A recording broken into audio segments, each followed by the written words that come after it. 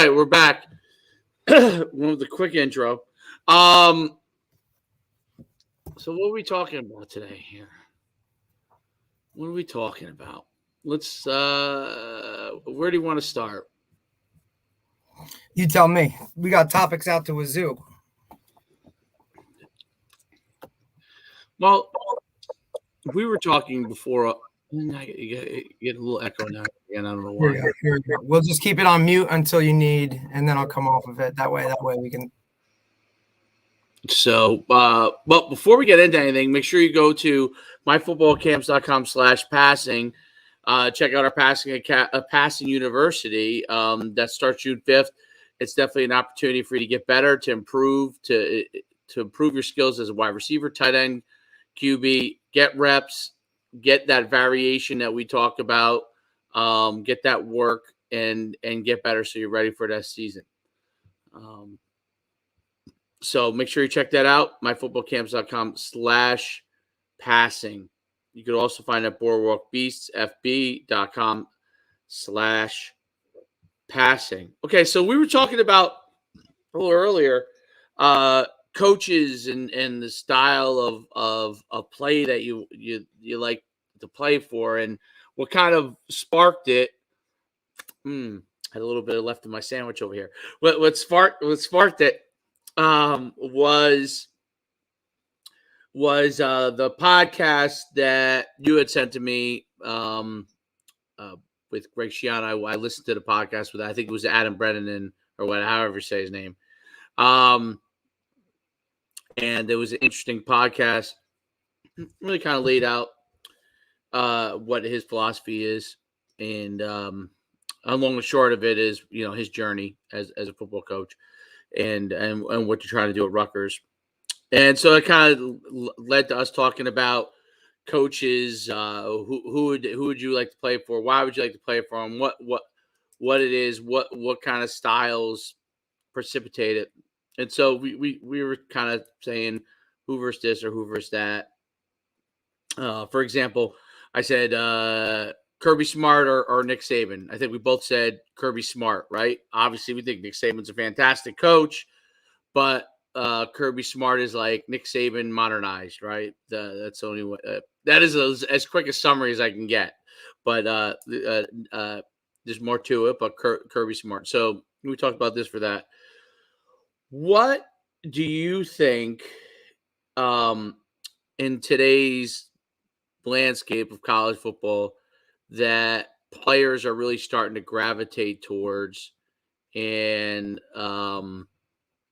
when they're choosing a school? And let's start at that. I think when you're talking about looking, at what school you're going to go to, I think obviously a ton of things go into it, but I think that the guy that's in charge, the coach himself, is going to be a huge factor. And I think a lot has changed recently. Even just referencing that podcast from the jump with Greg Schiano, I think that the college football landscape has changed, more so in the last 4 or 5 years than it has since, the actual helmet or maybe even the forward pass, right? With all the things that are going on. I think what guys look for now, I think that the coaches that we played for, that definition of a coach, that tough guy, that hard-nosed, kind of, my way or the highway type of guy has somewhat left, right? And I think that players now start to gravitate towards not someone that's so much their friend, but someone who's maybe the word empathetic to their situation, more of an individual approach. I think the cookie cutter method of I coach this guy, I coach my guys this way, and either you change or it's not going to work. I think that cookie cutter method is now kind of out the window. And I think that more individualized, take each guy as they are as an individual and coach them that way. I think that's sort of, come to more of the forefront. I think there's always going to be, the coach is always going to be that tell you what to do, how to do it type of person. And I think that needs to be respected. But I also think now that guys are starting to look for maybe some more of that, empathetic, this is my type of situation, coach me as an individual, not like the rest of the guys, but still the same as the guys, if that makes sense.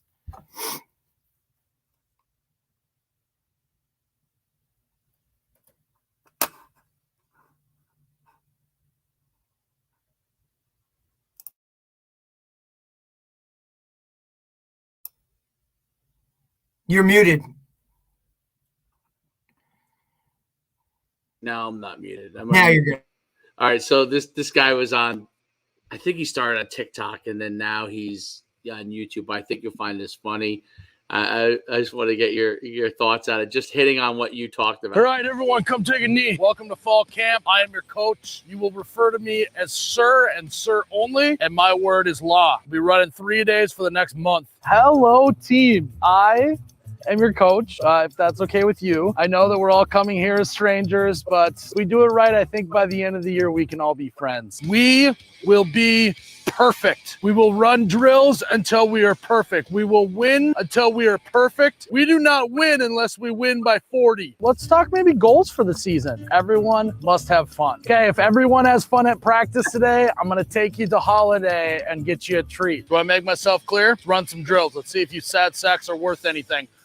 Okay, let's just hop into some team bonding. We're going to go around the room. Tell me something about yourself, because we're all special. All right, first drill, bowl in the ring. Hey, fancy pants, get in the middle, and everyone take turns running as hard as you can and hit them as hard as you can. We got to toughen up before the first game. All right, so first drill, everyone circle up, take a seat. We're going to play duck, duck, gray duck. Oh, okay. Yeah, you're upset. Well, here's a news flash for you. Your kid sucks, like really bad. Kid can't catch a cold. Only reason why he's still on the team is they need someone to pick up the cones after practice. Oh, Shanice, how are you? Oh, you're upset that he's not getting enough playing time?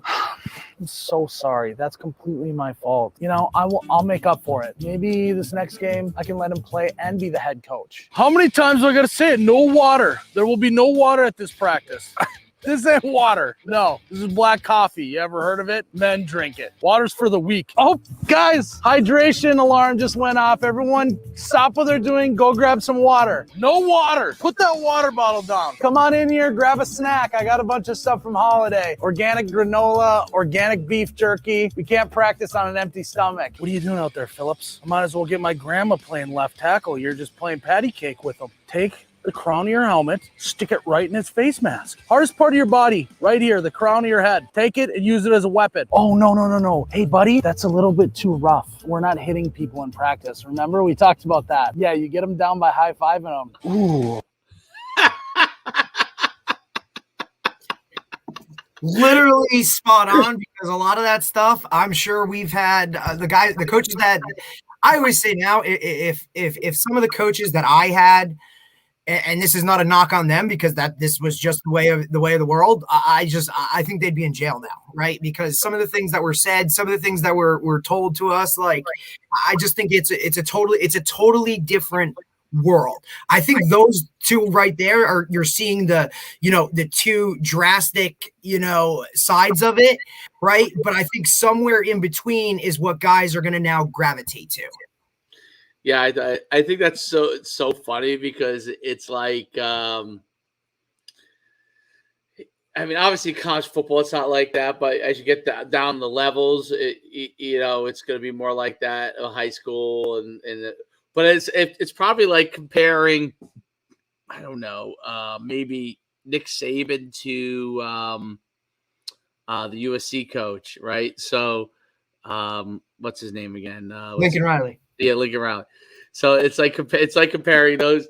That's like that.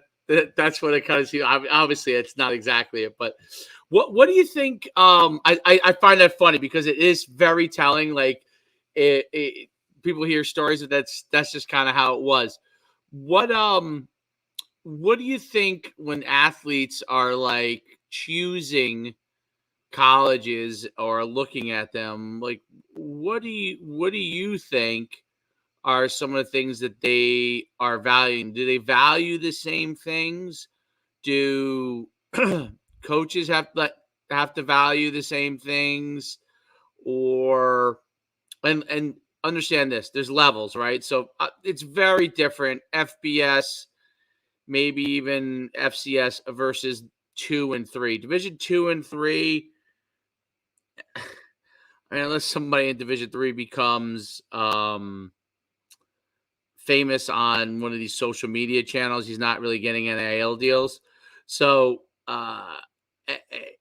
those are probably going to stay somewhat similar to what they've always been.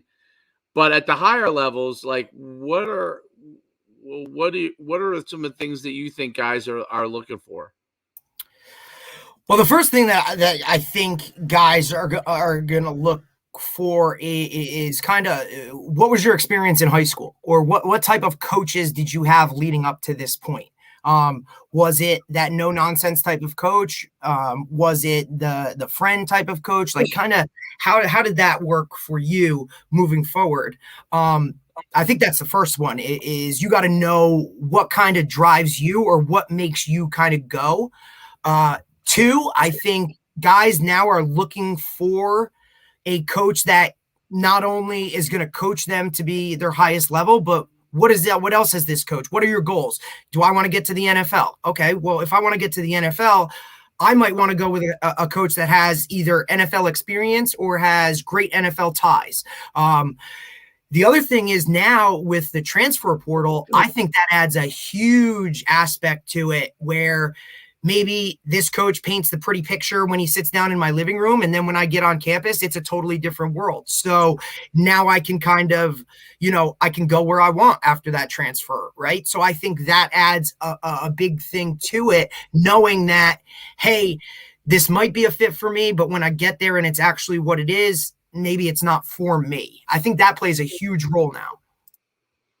Yeah, I think that definitely plays a big role. I think, well, culture in college programs, and we talked about it with the most glaring one is Deion Sanders, who's like literally turned over the whole entire team.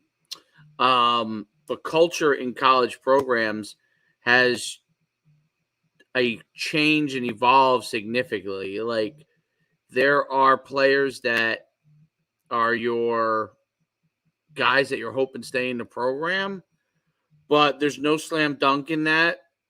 And then you have a lot of guys that are going to be transferring in of your program and guys that you're going to want to transfer out of your program. Culture seems to be possibly affected. What have you seen coaches do to make sure that they have a positive culture? Like, how do you? I mean, Shiano talked about it a little bit. I wonder if I could pull that clip up, but he talked about like right now their whole focus is on making sure he called their program a development program, which I thought was interesting. He called them a development program, and that the guys that are in have to be kind of all in on them, the right the cultural fit. And one guy right now could possibly shake it up negatively if it was the wrong guy.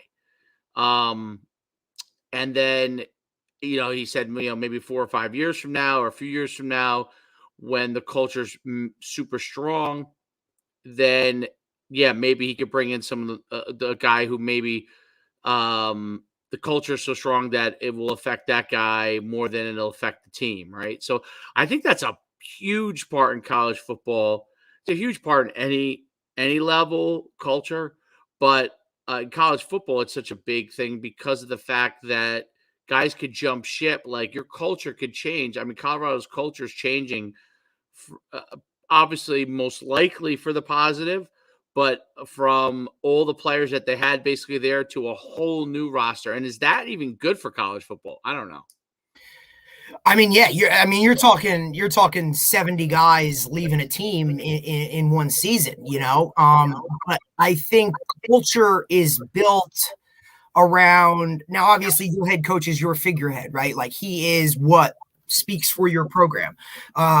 Take an example, Adabo Sweeney. right? He takes over a Clemson program that was really kind of one way, and now he comes in, instills his type of culture, what he wants to do with it, and now all of a sudden you see that program change, and now it's kind of a blue blood of college football. Alabama. The tradition was always there. It had gone away for a couple of years. Nick Saban comes in, and now the culture is back to what pertains to that locker room. I think what Coach Schiano was referring to is as he builds this program up, and now with the transfer portal, it's not going to, the guy that you recruit as a freshman coming in, right, where he's going to make an impact, say 2-3 years, you look at the progression as he stays within that program, might not be the case anymore. And what he said is, as the transfer portal just only continues to grow and grow and become the monster that it is, that one, you want to look for need in terms of your program, but is that need worth sacrificing your entire locker room? Because now you're talking about a guy, if he's coming in, say as a graduate transfer, maybe as a 1 year, maybe he comes in as a 2 year, well, he may already have 1 foot out the door headed to the NFL, or, hey, I'm coming in and I want this NIL deal that the other guys in my locker room don't have. Is your locker room strong enough? Is your culture strong enough where that one guy who's getting that huge NIL deal, is he a positive for your program, or is he now a negative for your program? I think that stuff goes a long way. Yeah, I think it goes finding the right fit for your program is a big deal, but I think it's also an issue of what are you paying? What are you paying guys? What is your bankroll, and what can you do to get those players in? I think it makes a big difference of what you can offer players. I am even a player that isn't getting that, like an NIL deal, or let's say they're getting some offensive lineman. Let's use that as an example.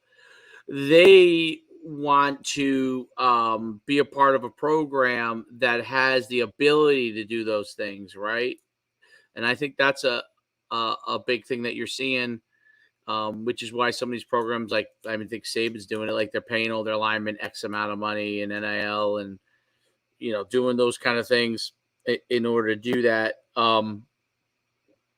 What programs, well, most importantly, what do you think high school coaches are advising their players on? How are they evolving in the process? Like, I think that's one of the gaps between high school and college. The colleges were thrown with NIL and transfer. It's all thrown into, they had staff up, but high school coaches, even the top programs, don't have the staffing to be able to counter all the stuff that's going on. What does a high school coach have to do to be able to understand this whole process so they can advise their players properly? Well, I think the first thing that they need to do is they need to educate themselves, right? They need to understand the changes that are happening in the college game. They need to understand the process of how it's changed in the recent years, and then ultimately look to that education to kind of make sure that they know the ins and the outs of this new system, right? A lot of these guys, how they are, they kind of they're stuck in their ways. They do, they do what they do, right? And they kind of, maybe they get a memo or an email on like, hey, this is the new rule changes, or this is that, right? First, you got to educate yourself, because we know, look, and we see it all the time, right? How often parents, whoever's in charge of the student athlete, is not informed on what to do, how to do it. So the first person they turn to is their high school coach. If you don't know what's going on, if you're not educated, or you're now giving the wrong advice, I think that's a problem. Some of the things that I think need to hit on once you're educated in this whole factor is, look, ultimately it's still college athletics, right? You're still going to college to ultimately get an education, right? You can reference how many guys ultimately play college football from high school.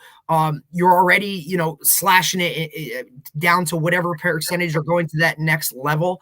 I think those guys need to understand really what each player is going to be individually, what the prospect of them going to that next level. Ultimately, a degree is what's going to come out of it, right? It's NFL, yes, great, but it's about a 4-year degree, and earning that, I think, is one of the things that you need to really put in your players' heads, that, hey, an education comes first no matter what.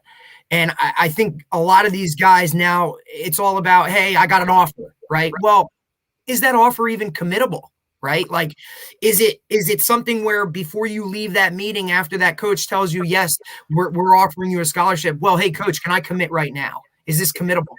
Is it just a spot, or if I sign right now, am I good to go? I think the education of that is really where these high school guys need to sit down, and not only just the head coach himself, but you need to now talk to, your entire staff. You need to talk to your guidance counselors. You need to talk to the athletic director, because these assistant coaches are coming in the building, and if they're interacting with people that don't understand the whole process of this, now you're already setting yourself up for failure. Yeah, I think college coaches, what they're looking for is vastly may not be expressed to the high school coaches or the players as much. My point on that I think is really important on a committable offer. So there's just two thoughts. There's coaches who kind of don't offer everybody, like Shiano touched on, and then the coaches who offer everybody. If I'm a player, obviously eventually you want committable offers, right? But if coaches offer you and they're not committable, let's say a coach, I don't know, let's say a Tennessee coach and South Florida coach offer you, put that out in social media. They see that you're offered. Does that then bring in committable offers? My thinking is the players get that is being leveraged for possible committable offers. It's a college coach saying, and this is the one area where I agree that you want committable offers, but from a player standpoint, if you're looking for leverage, that's the biggest thing you lack as a player is leverage. I'm thinking from the player standpoint. How do I gain any leverage if I don't have offers yet, right? Once I get offers, committable or not, I have some leverage, right? 100%. And I think that's where it comes into, like, you have to know the difference. You also have to know how to use your social media in your benefit. You have to lobby those types of, look, how many times other than someone who knows the game like we do, right? Or is in it, how many times are those people going to ask, well, is that offer committable? Like, only a coach would ask that, right? Or somebody who's involved on a whole nother level. As a player, as long as that offer comes across the table, I'm posting it on my social media, right? Because now that's going to, how many times do we say, hey, once you get this offer, it's dominoes, right? It just falls in line. Ultimately, what these guys need to understand, and the recruit, is that there's no recruiting without the recruit, right? So use that to your advantage. Like, you want me, correct, coach? Like, that's what we're talking about. Like, you want me on board, so use that to your advantage, right? I think that's where some of that leverage can come in play. Also, if you come across knowing the ins and the outs of the recruiting world, you've done your homework, right? Like, you've done the research, and you're going in there educated on knowing the process, knowing what it takes, knowing when I can't talk to you, knowing camp schedules, that type of thing. I think that stuff plays in the recruit's favor. Well, I think about like a job offer, right? So if you get a job offer, even if it's not great, the next person that offers you a job, you have some leverage. So this happens much more when you're coming out of college than it does when you're in the workspace, because for the most part, if you're in a job and then you look for a new job, you're just looking at one new job here. It's not like you're fielding offers. But when you're coming out of college, or like when I came out of my MBA program, after I got done playing, I got my MBA, and we had a whole thing where companies would come in, pick. It was like a matching pick guy. You choose ones you're interested in. They choose. Yeah, it's like speed dating. It was like speed dating, but I guess you spent an hour with them. Some of them probably didn't want to spend an hour with me, but they spent an hour. So luckily, I had like 6 or 7 interviews. I don't know what I had. I had a good amount of interviews. It was great.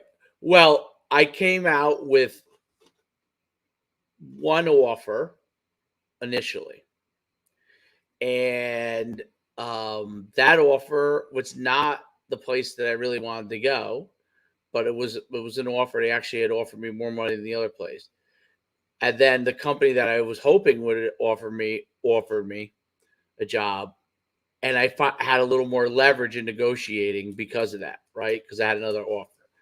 But if I had nothing, zero, I would be taking whatever came my way, and it didn't matter how much it was, or I'd have to go back to the drawing board again. So from a recruiting standpoint, bird in the hand is a big, big deal in recruiting. And when you start to get offers, I think it's nice that you say, hey, it's a committable offer. But as a player, initially, especially if I'm like 9th grade or 8th grade, I'm not committing anyway. So you know what? If I'm that good right from the get-go and I start to get offers as a 9th grader, you're most likely not committing it. And if you do commit, it's probably going to change 2 years later anyway. So you start to get those offers, whether they're committable or not. Yeah, because how likely is that coach even going to be there in 2 years? Right. But now it's leveraging all these other opportunities. So now other coaches are going to say, hey, you know what? He must be doing something right. Right. So you start to get those. And then as you go through the process, then you start to figure out, you could tell by the communication that coaches have with you, whether that is going to be something that's going to be offerable down the line. I mean, committable down the line or not. You could start to then ask those questions among those coaches. But if you don't get to a certain critical mass, then you don't have the ability to have any leverage. And I think that is the only issue I see when someone says, I don't give out. So I don't think you should be like Jimbo Fisher, who gives, I mean, like, Everyone, every great youth player in Texas. Every 5-star, 4-star, 3-star has a Texas A&M offer. Like, well, let's look at it from both sides, though. Let's look at it from both sides. Well, here's one thing that Chiano brought up that I thought was absolutely great. So you're talking, look, obviously the distribution of money, right, within college football itself, it runs the gamut, right? So whether it's, if you have one of these traditional powerhouses where you now have money that comes from alumni and that's ample, right? I think now what he has the issue with, and I think it's a great point, I never even thought about it, was now all of a sudden, who's to say that now guys don't go to certain teams, right, because of NIL deal, but they're a walk-on. But really, we're using that NIL deal to pay your tuition. And you're basically a scholarship player going to a certain school, quote unquote, not scholarship, but your NIL deal pays for your tuition. By the way, that is the most brilliant idea I'd ever thought. So I went and looked it up. To see if there's not a whole lot on it. But I did see there is a guy. Who is it now? Oh, he's giving money to all like walk-ons from each school. I have to look it up again. But so he's giving money to walk-ons from each school towards their education, $25,000 per walk-on. So how much would, like, hey, that's great, you're walking on in Alabama, but like, are you really a walk on? Current walk on, so they don't leave. So let's say you're a walk on that's like a very good player. Okay, maybe you're running down on special teams, but you're not quite there yet. If I give you $25,000 that basically offset your tuition or almost all of your tuition, you're gonna stay, and then I know that if I can give you that money each year, I don't have to give you a scholarship. Whereas in the past, that guy would have had to probably get a scholarship if he was that good.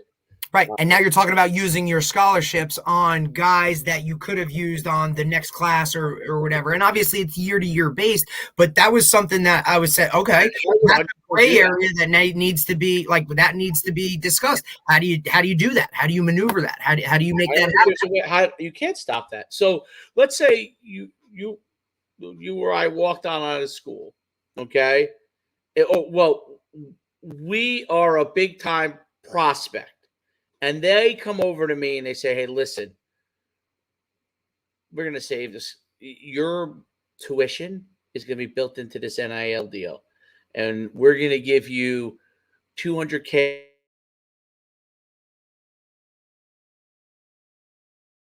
a year, but and you're keeping 160. So you're getting 160. I'm giving you 160, but you're going to get 200 of which you need to immediately pay for your education, right? I think that that's really interesting because you could get 20 players. There are limits to how many guys you can have on a roster, but 20 players that are scholarship guys, by paying them NIL money, they don't care. If you're making $300,000 and you tell me I got to give $40,000 to pay my tuition and I get to keep 260, that's how it's going to work. And you get to play for the program you really want to play for. Because obviously, if you're going somewhere as a PWO, right, like you're probably reaching to go to that school anyway, right? Like, so that's, you're trying to work towards that. So now if you can say, I can get compensated and then whatever, go for it. No, like what I'm saying is a 5-star. I'm saying you take a 5-star. Right. And you deem him. And you deem him a walk-on and pay his tuition through his NIL deal. Yes. Yeah, so he's a scholarship player, but not a scholarship player on paper. Well, you know who used to do that? I don't know if they still do it, but majorly, they couldn't play baseball there. But if you were like a minor league player, like the University of Miami when they made the flip and they were given track scholarships. Yeah, right. So I guess there's no rule right now in place for that. And that's what Shiano was talking about. And I think that's like, that's what coaches like that who start to see what's gonna, like, you know what I mean, or can forecast kind of where it's going and kind of see down the road and that type of thing. I think those are the guys that kind of rise to the top. And like, look, he stated how many times guys have always cheated. There's always going to be some guys that cheat. It is what it is, right? But you need to kind of see this stuff in the forefront because now, I mean, look, and then when states get involved now, we're talking NIL deal with state taxes and that type of stuff. Like, how much money can you ultimately just offer a person, offer a kid in general based on your state? I mean, now you're talking a whole different cream of the crop, like a whole different category of, hey, am I going to choose this school? You know, it's the same thing. LeBron going to the Miami Heat, right? No state tax. Or I want to play for the Dolphins or the Jacksonville. There's no state tax. That's another thing to take into consideration. So if you get an NIL deal and you went to Rutgers, okay, you're paying New Jersey taxes. If you got an NIL deal and you go to the University of Florida with the same amount of money, you're keeping a boatload more of that money. That's a big deal. Why would you want to go to a school that has a high tax rate? I mean, the NFL guys complain about it all the time. They don't want to pay those high taxes. So players in college football, the way the landscape is, that means that you're going to go to Texas, Florida, Georgia, South Carolina, places that have little or no tax rate, Alabama, right? and play, not even just because they're good football programs, yes, but now from an NAL standpoint, from a business standpoint, you're keeping a lot more of your money, which I didn't even think about. You're keeping a lot more of your money by going there, just like the NFL players would. I think that's going to stop people from going to school in the North, right? So the entire Northeast. Why are you going to go? Why am I going to go to Boston College? Why am I going to go to Syracuse? Illinois. Any of the, like, why? I mean, Rutgers is already behind the 8 ball. Now you want to throw that into it? Like, how am I supposed to do that? Right? Now, look, Rutgers has put some things in place where everybody, no matter what you are on the team, you're getting an automatic stipend, or you're everybody at Rutgers, I believe what was put in place was football, Division I, like Rutgers football, men's and women's basketball, no matter where you stand on it, all of you are getting a $30,000 NIL deal automatic just for being on the team. That's what they're doing? That's what they're doing, right? And that's a way to kind of counter it a little bit. Hey, I'm guaranteed this no matter what.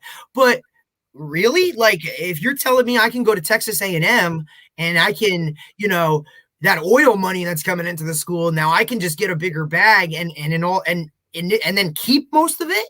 Right, because the financial literacy, I think, is something that needs to be educated as well, right? Like, these guys need to know about state income tax. Most of these guys think you just make a check and you take it home. Absolutely not, right? Like, so that stuff needs to be educated. But like now, it's just another thing for certain schools in certain geographic locations to have to now fight against in order to get players. Financially, it's a huge obstacle for North and California become the best. Huge obstacle. What teams were top 25 last year? Curious. Top 25 now, here's the other part about it, right? These guys all want to go to the NFL. Okay, right. But if you're talking now life after college football, not in the NFL, right? Right. Would I rather go to a school in the Northeast because my job opportunities are better? I don't think that matters anymore as much. Let's think about it. If you're in finance, maybe you want to be in New York, but you could there's a lot of places you can do finance from now. And now with everything being so remote. And if you're tech, does it matter? I mean, California is where most tech is. So the states, here's the top 10. Georgia, lower tax state. TCU, lower tax state. Michigan, pretty high tax. Ohio State, a higher tax. Alabama, low tax.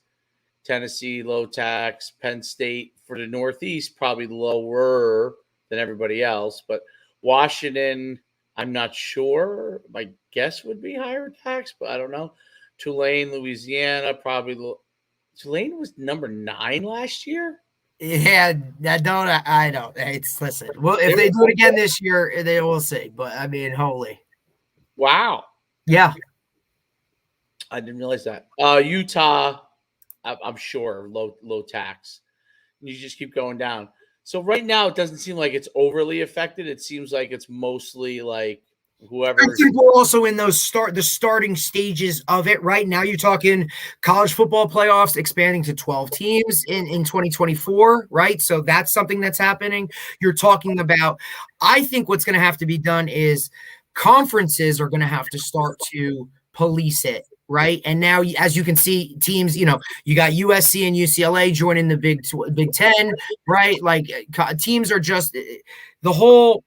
I think the conference geographic location stuff is going to go out the window. And I think ultimately it's going to be, you're going to still have some sections, but not as many. So I think the conferences are going to start to have to police stuff. Yeah. Yeah. I don't know. Yeah. Well, conferences eventually going to take over maybe in the NCAA. Who knows what happens to it, but it's have you ever seen the show, Ted Lasso? You know what that is? You ever heard of it? Great show. Have you seen it?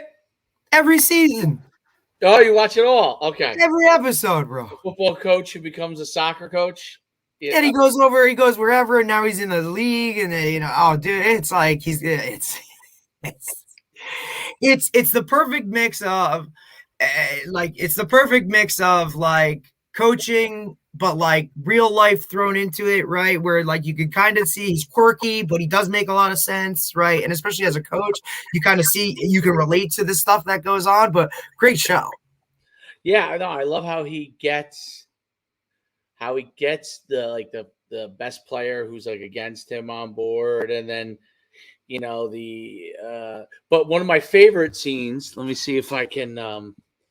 He also learns how to deal with like the personalities of a locker room. Right, it talks about the personalities of a locker room and how do I deal with this guy who and look, you can see it in that where one individual can turn an entire locker room against whatever. Right, if that guy doesn't like, if your best player doesn't like the coach, then it's just going to kind of trickle down, and none of these other guys are, right. But you kind of go back and forth with that. Great show, right? But I think you see that a lot, and I think now it used to always be, well, the kids can't, a coach can just can go and take another job anytime he wants, right? Like whether a contract, buyout, all that kind of stuff, he can just up and leave wherever. These kids were then committing to that coach. That's not the case anymore, where you literally have to not only recruit high school, right? Now you have to recruit transfers, right? Two totally different staffs, high school recruiting, college recruiting, right? In-house, and then ultimately you're going to have to recruit your own team. Yeah, it makes sense. Absolutely. I think let's see if we can play this. This is early on when everybody's still kind of against him. But I think that's such an interesting scene. I love that scene. That is like maybe my favorite scene from a show like that, right? Like a guy. So when you think about from a standpoint of what you got to do to build your team, like who doesn't want to be around someone who thinks that way? You know what I mean? Who thinks like, you know what? Like my job as a coach is to find out why you're here, what you're doing to be better, what you're thinking about, and how can I meet your objectives. When you're out there and you just judging purely off of what they can and can't do, is not knowing the whole picture. So I think that's such an interesting scene because when the guy pulls out the darts, and obviously the show what's probably going to happen, but when he pulls out the darts and he starts going, and this guy thinks he has in the back. He never once when he wagered, he just looked down on whoever he was competing against. He looked down on him and didn't realize that there was something a lot more to it. And I think that's part of like from that interview. I think that's what essentially Shiano's trying to say. And when we talk about when we had that little divide of like who we like and who do we not like, who we play for, who would we like to play for versus this guy or that guy. Your value system, understand what your value system is as a player is a big deal. And if the NIL fits with your value system, that's could be a good place for you. If there's one place is offering you a lot of money and one place is offering you no money and just says you got to be in line with my values, well, that's also there's an issue there, right? You really need a mix of to be rewarded for what you can do, possibly do in this case, at the same time that you have the values of that program. And I think what you're seeing in college, and I hate to jump on Texas A&M, but this is what I see right now. It could change. I could be wrong. But I think that they overvalue how much money I can put in your pocket and undervalue what guys fit exactly into their program. And Texas, to me, has always been like, look, there was a time when Miami could do no wrong. They were getting in guys. There was wild times, different times.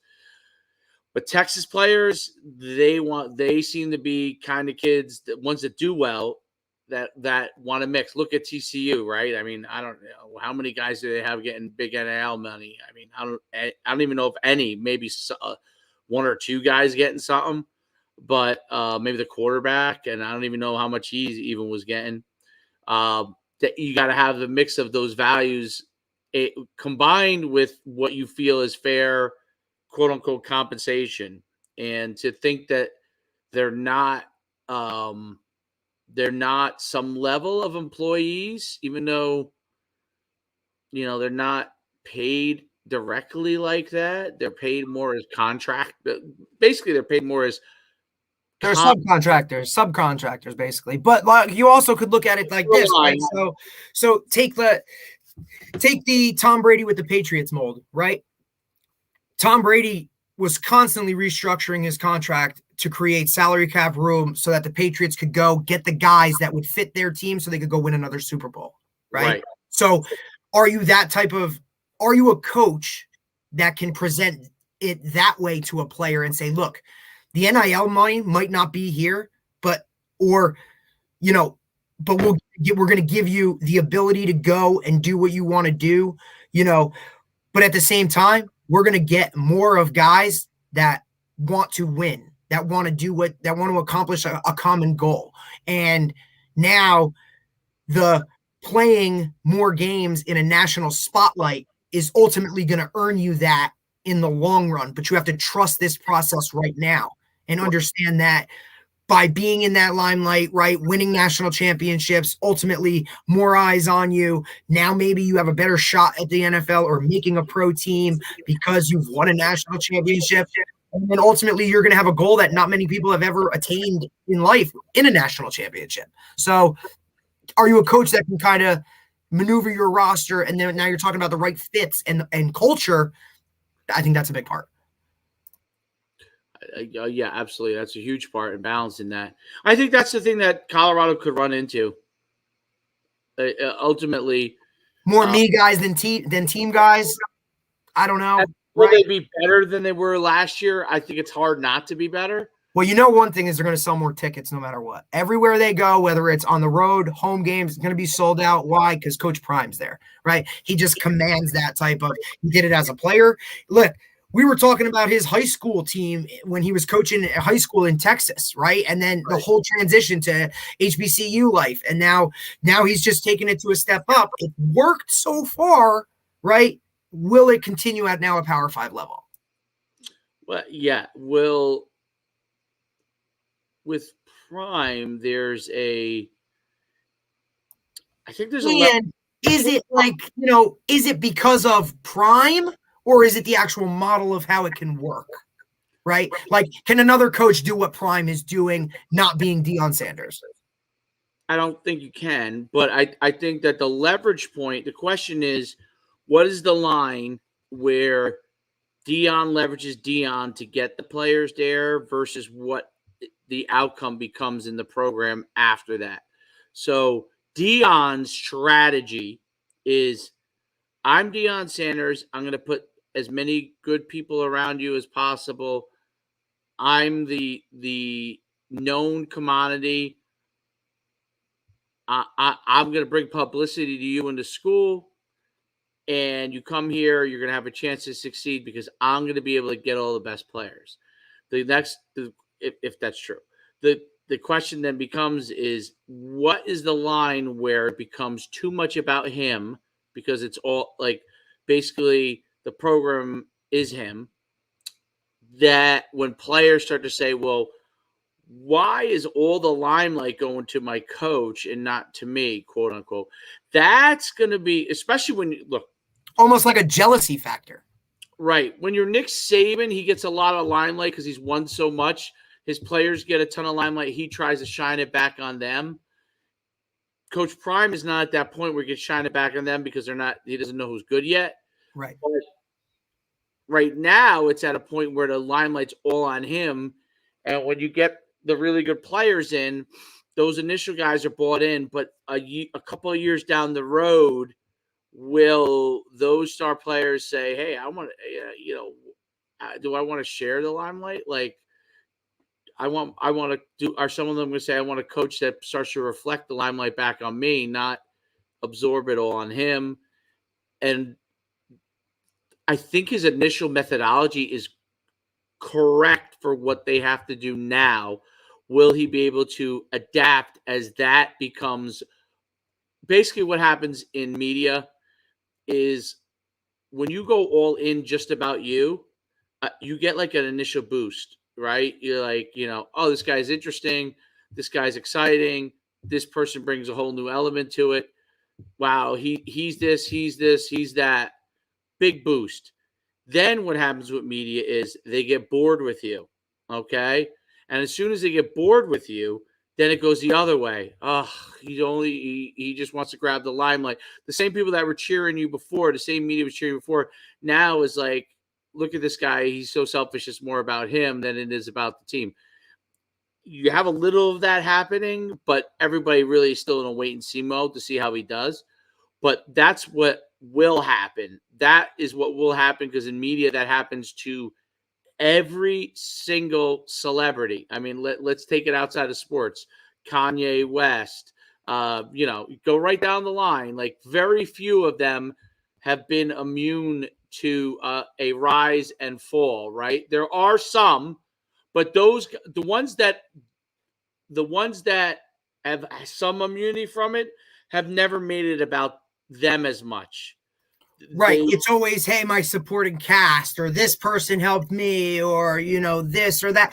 It comes down to sustainability, right? Like, Right. How do you sustain that high level of, hey, I'm curious, I'm interested, I want this to go on, like, you're in the limelight for this, right? How do you sustain that on a positive note, right, for a long period of time without, something coming? I mean, Derek Jeter, great example, right? Like, guy was always right, kind of in the limelight, but was that his market because he played for the Yanks? Would Derek Jeter have been Derek Jeter had he not been a Yankee? Right?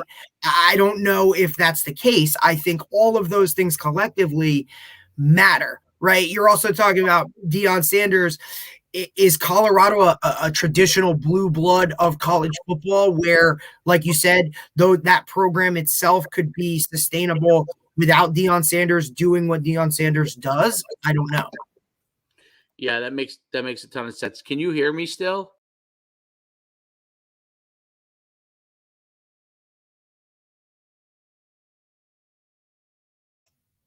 Can you hear me? Because now I can't.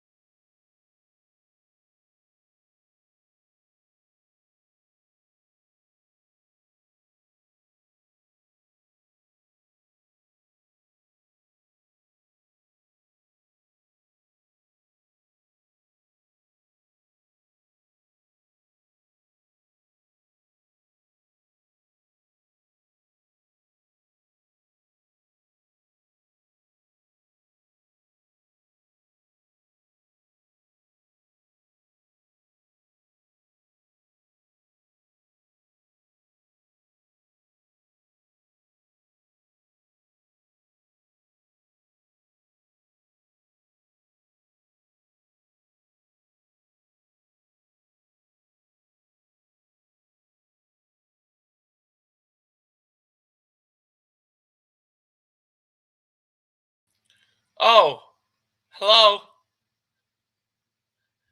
Oh, you're muted. Yeah, I got you. I Was disappeared. interesting. That was weird, right? Where did I go? Things happen. Technical difficulties? Were you Yes. still on the whole time? Whole time. Were you able to talk the whole time? I was waiting for you, but yeah, I was fine. Nothing on my end. My whole computer. That's twice today I've been on hold for a heck of an amount of time. Well, you were on hold last time on accident. That was just beyond. But to get back to kind of where we were at, like I said, I think it's too early in the game to really tell where it goes. Now, look, the turning over of a roster in 1 year, right? Like my boys are, my guys are coming, I'm bringing my luggage and it's Louis, right? Like, okay, he turned over a roster in 1 year. Is that going to constitute wins and losses immediately? I'm sure 1 or 2, but is he going to go from, are they going to now all of a sudden be a top 10 team? Maybe. Right. But is that sustainable? Can he constantly be that? And will this hype of Deion Sanders at Colorado, are guys now going to search for that? Right. And does that constitute the high level player continuing to go to him year after year after year if ultimately they don't win? Right. Like, I feel like the guys you brought from Jackson State will ride it out, but I don't know that everyone else will ride it out. And Travis Hunter has nothing to lose. So listen, he's attached to himself, and he said it from day one. Look, I'm attaching myself to Coach Prime because if I want to be in the NFL, who's better? And I want to be a top DB in the NFL, or I want to be whatever. Why not attach myself to him? So he's been on board from the jump. We're talking one of the highest level recruits in the country going to an HBCU because of Coach Prime, and now just making that move with him, right? So he's attached from the jump. His son attached. Would his son be at the level that he's at, a Power 5 guy, had he not been Deion's kid? Well, where did Shador initially? He was at South Florida Carolina. Atlantic. Where? Florida Atlantic. With what's his name, who had just gotten fired from Florida State, Willie Taggart, I believe. Did he ever play for them? No, he had verbaled, was all set to go, and then when Dad took the Jackson State, flipped and said, "All right, I'm gonna go with my pops." So interesting. I think it's too early in the game to figure it out, right? I don't even want to try to think about figuring it out. I want to let's see it play out and let's see what it does. Now, though, is the NCAA going to start to look at it and say, all right, this is not good? Do they look at it? Look, in my eyes, they probably look at it as good for college football because he's bringing more money to it, right? They don't care. It's about dollars, right? So who cares what's going on? Listen, a scandal might be one of the best things that could even happen to him because now it's just bringing more eyes to it, right? Whether it's negative or positive publicity, it is what it is.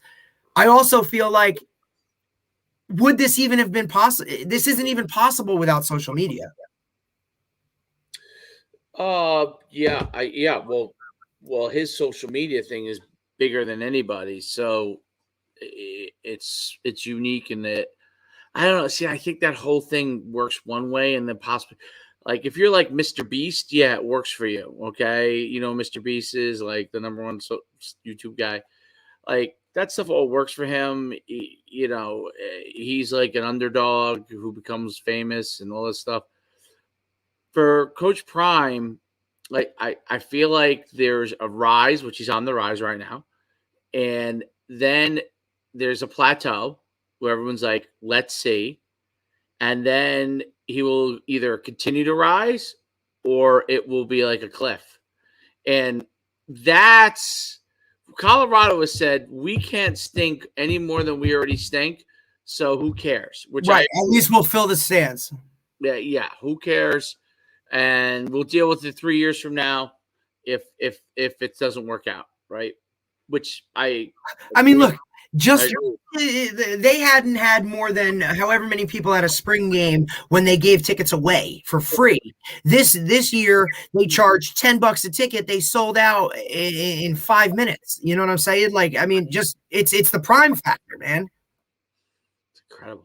Now it's Colorado. Did they hand out CBD to everybody there? Gummies. In the shape of it, shaped like 21. No, just I don't know. Yeah, I'm sure they did. I don't know. Listen, you think that, but listen, you're talking stuff like that too. Like, I mean, that goes into a whole world too. Now you're talking like it's in Colorado. Is that stuff going to be a factor? I don't know, dude. We're talking, there's so many new things, like the technology and stuff that comes out so fast that, you know, before there's anything even regulated or anything like that, it's already being used, and it's this and it's that. And by the time you have something too regulated, it's already on to the next thing. Right. That's just the pace of how things move. I mean, things move fast, but ultimately, look, I think it's going to be a heck of a show to just watch him do what he does. And ultimately, if he has success doing it, how many other guys are going to go and try and copy the mold? I don't know if anybody can. We already saw somebody try it at HBCU. That was not really a good ending there. That's for sure. Also, I just don't think you see guys like, I don't think you see guys of his caliber level that have success like he did both in the NFL and as coaches, right? Like, a lot of, just because you played the game doesn't mean you can coach the game, or doesn't mean you can coach the game. I don't think Deion has to coach the game. I don't think he coached the game at all, to be honest. No, I don't. X's and O's?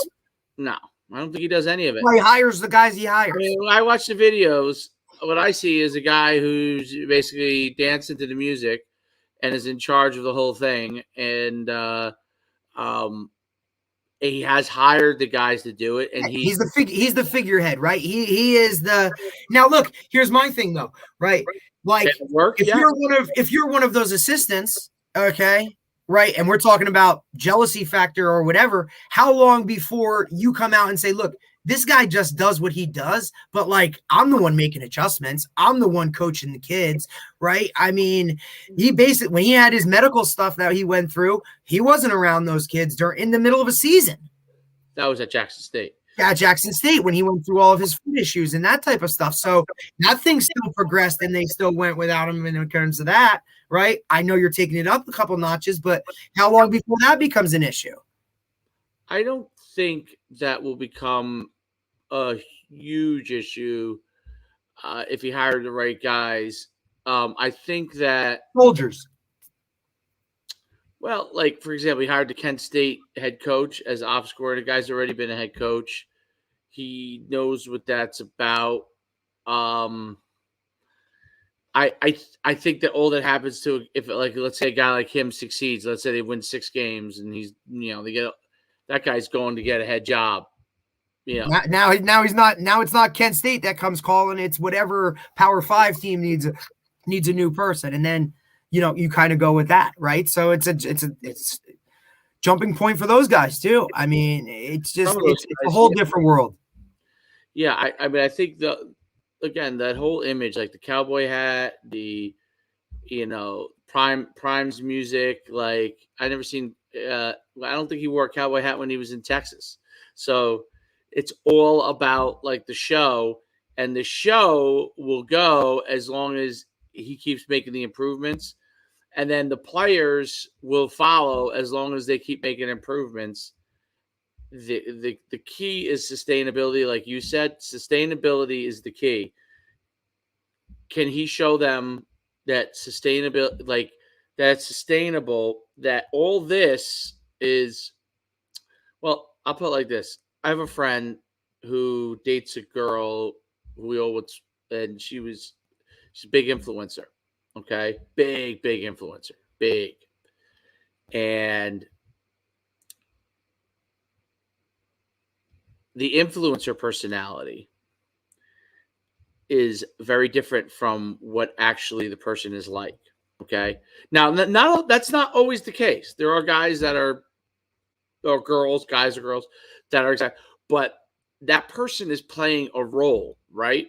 So if you think about college football as one gigantic stage, Nick Saban doesn't view it as a stage, right? Kirby Smart doesn't view it as a stage.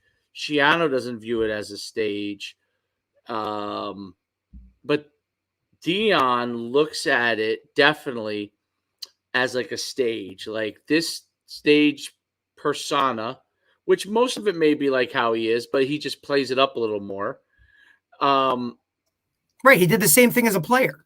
Is to get us to an end goal, right? So he's utilizing that stage personality to get him to an end goal, much like an influencer who is one way in private life and another way online, is usually utilizing that to get them to a goal. The question is if that personality is too far from who you are. That's where there's, or when you read the stuff online, I don't know Dion from a hole in the wall. And so I can't judge any of these things, nor do I know anything about it. But that's where you see, like, when you see people who are on the other side of it, and there's obviously lots of people that are just purely haters, but people who maybe look at it from a rational perspective and say, well, which person is he? You know, like, how are you dealing with, you buy a brand new truck, for example, right, with the money you make because you're in Colorado and you're making a statement with the cowboy hat and the new truck and all that kind of stuff, right? Is that for show or is that for go, right? And the show help you get to go? I don't know. Ooh, that all right. But my thing is also, right now, the kids that he's recruiting, their parents grew up watching Dion primetime. Does that fade? That's a good point. Does that fade when you know the actual person, right? Right. When what they used to say, when fiction becomes the truth, print the fiction, right? So it's like, do people want to know, right? So that whereas when I do listen to like Shiano, like, it, I get the vibe. I believe the way he thinks. I believe what he's saying is exactly what he believes. There's no, it doesn't matter whether you agree with him or disagree with him. Like, there are things I disagree with of his approaches, but I feel like that's kind of who he is. As a parent, when you're going to send your kid somewhere, especially with the transfer portal thing, and I don't know how kids view. That's the one thing I'm not sure how kids view it. Do kids view it like, oh, if it doesn't work out, I'll just go here? Like, that may be how they view it. And I think that's part of, like, the whole thing is, like, you have a whole bunch of high school coaches that are saying, hey, this decision's the biggest decision you're going to make in your life. Is it really? Because no, if it is, I can now just a year later, I can just up and go wherever I want to go. That works into Dion's favor. So correct. That also, are kids now going to keep, like, what if they have what if their agenda is, hey, I'm going to go here, and then in a year I'm going to bounce to here, and then I'm going to, you know what I mean? What if they have that long-term plan? Or what if they're staying in touch with these coaches that now, hey, I'm going to get in the transfer portal, like, am I good to go with you? Okay, like, where does that stuff happen? Well, that's a good point. So if the line is like Dion's approach is, we're building something. If you're on board with that, you come here. If not, get out. And that this is what we're doing. Like, this is how it is. This is what we're about. And then Chiano's, because he's a different extreme, is and by the way, Dion's thing is, I'm going to try and win as much as possible, as fast as possible. Right? Obviously, you wouldn't do it otherwise, the way he's doing it. Shiano's approach is, he said it like 5 times in that thing, we're a development program. I'm going to get some NIL guys to fill it, not NIL, transfer guys to fill in my roster, but I want high school kids that fit in this kind of vibe. And I'll tell you this, it's a very, very, it's so different, the two pitches.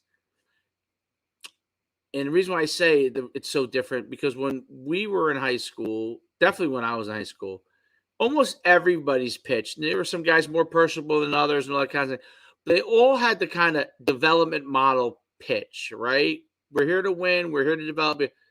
That's is the model. This model is you either are on, we're trying to develop you, and then what happens? Let's use this with Rutgers, which no one can predict this. Schiano takes that approach. A couple of his guys that he develops become stars. And then leave.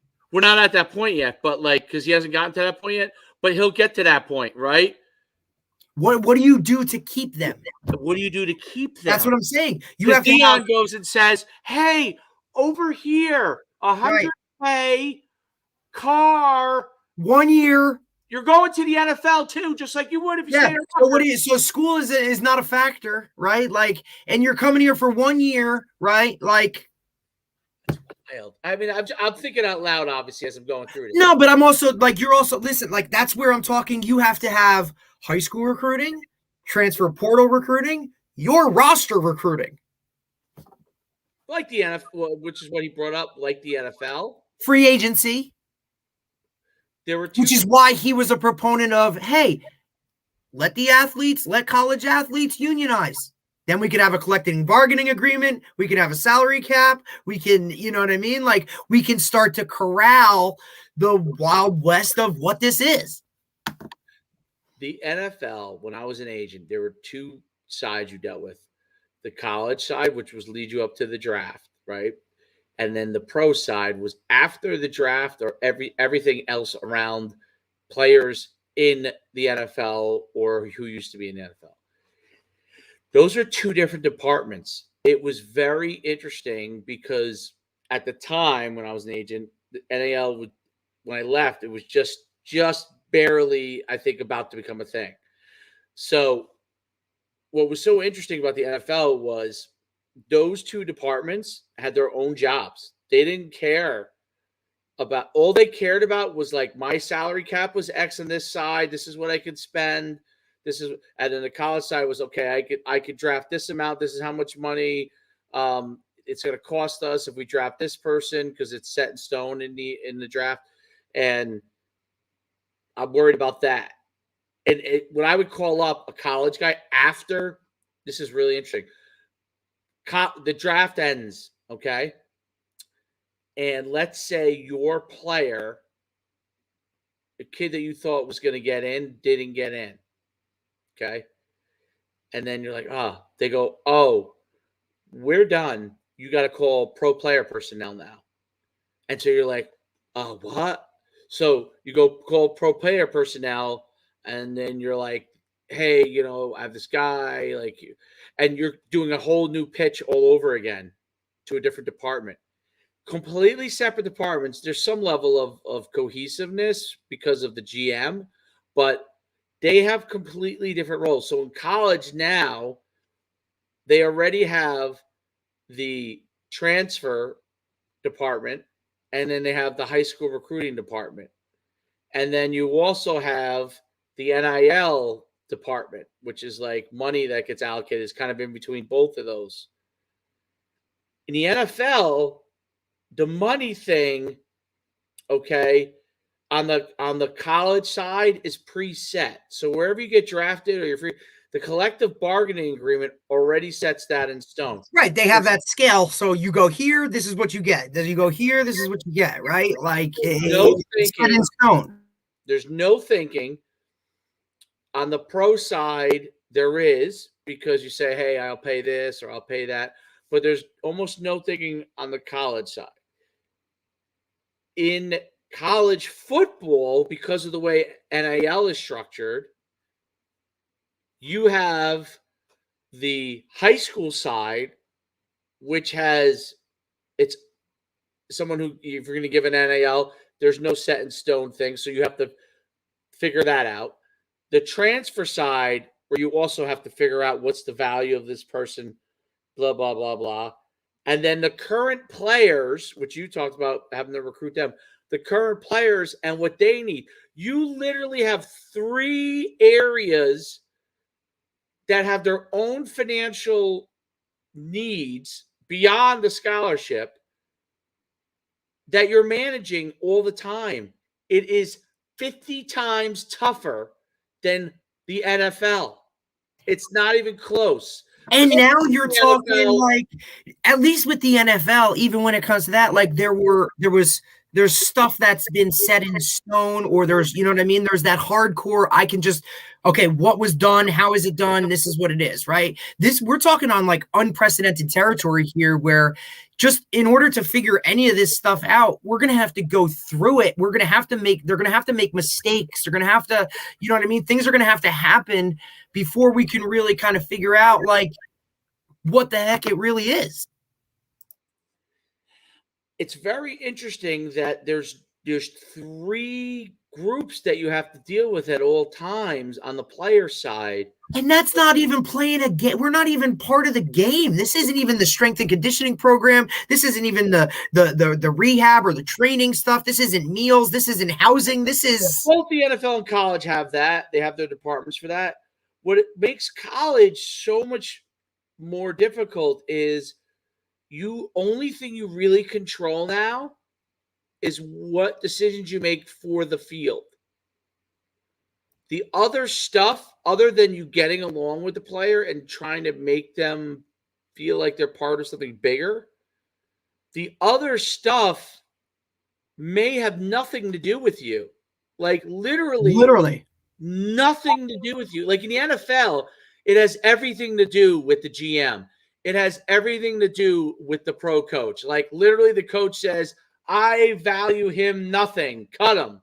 Like there's no, like these things on the outside in college is actually more difficult, whereas college used to be way easier. The only money that got exchanged was when you were cheating and you left money on wherever they left it, their front porch, handed it to their neighbor. I don't know how they did it, but whatever they did, it was very, very like, this is what you controlled your whole locker room. You don't control your locker room. You don't control outside your locker room. You struggle to control inside your locker room. It's wild to me.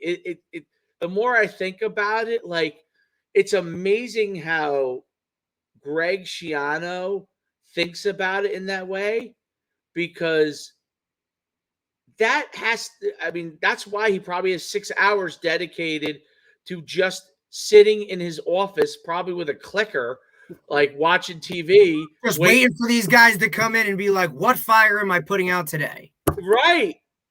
Like, what issue do you have today, buddy? Like, how can I help you? Or what can I do? I mean, he needs that time to and then ultimately, does that lead to now, right? Because, I mean, I can't go to an assistant coach with this issue, right? Like, what does he know about, like, my NIL deal or any of that? Like, they might not even be privy to any of that, right? Like, if you want to keep it all separate, that's a totally different department, right? Like, but you're right. Like, it's probably why he's adjusted himself this second time around at Rutgers, rather than go sit in the offensive meeting room, rather than go sit in the defensive meeting room.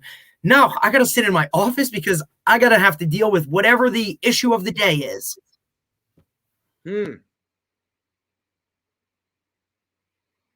Changed my thoughts about him a little bit. I'll tell you this, he deserves a lot of credit. Especially at a small, like, we say small, but we say, I guess, lower tier program. Well, they're in the biggest tier conference, but their success has been lower tier. And then obviously the landscape, and I want to leave on this because I got to go pick up pizzas for friends. The landscape of the conferences are changing so dramatically too. I don't want to go to. Let's save that for next time. I'm gonna write that down because I want to talk about it. The conferences, but USC and UCLA going into that traditional Big Ten Midwest conference, baby. Big UCONN. Maybe UConn getting into like a Power 5 conference. Driving flying bazillion miles to play football and go get killed by Oklahoma. No, hopefully we don't get killed by Oklahoma, but that's probably what will happen. Well, Oklahoma's going to be gone. I forgot. They're going to go to Oklahoma and Texas are going to SEC, brother. Well, actually, who's left? TCU? You got TCU, Kansas State. Kansas State. I mean, wow, that's bad that we can't even, like, the conference has changed so much that we can't even. we can't even go down the list anymore and just rip off teams because conferences have changed so much. It must be Baylor, West Virginia, Iowa State. Yes. Kansas State. What is it? 12? I don't even know if it's 12 anymore. I don't even know if it's 12. Is SMU? No, SMU? No. Nebraska's what? Big 10? Nebraska Big 10. I'm trying to go through that court. Baylor? Say Baylor? Yeah, you said Baylor. What about Houston? I mean, look, at the end of the day, conferences are changing, things are happening, and who knows what's going to come of that stuff too. I mean, look, Shiano referenced that in the fact that was one of the things that ultimately he tried to get Rutgers in that Big Ten from 2002, and it didn't happen until when after he was gone, which was 2011. Easy. I mean, it's just changing a lot of stuff. All right. Well, absolutely. On that note, that was interesting discussion. A lot of topics fired on. Next time, I think we'll talk college alignment because I dive deep into that because there's definitely a lot to unpack there. That's interesting and exciting, and but we'll go to that next time. Until then, we'll see. Sounds good. Signing out.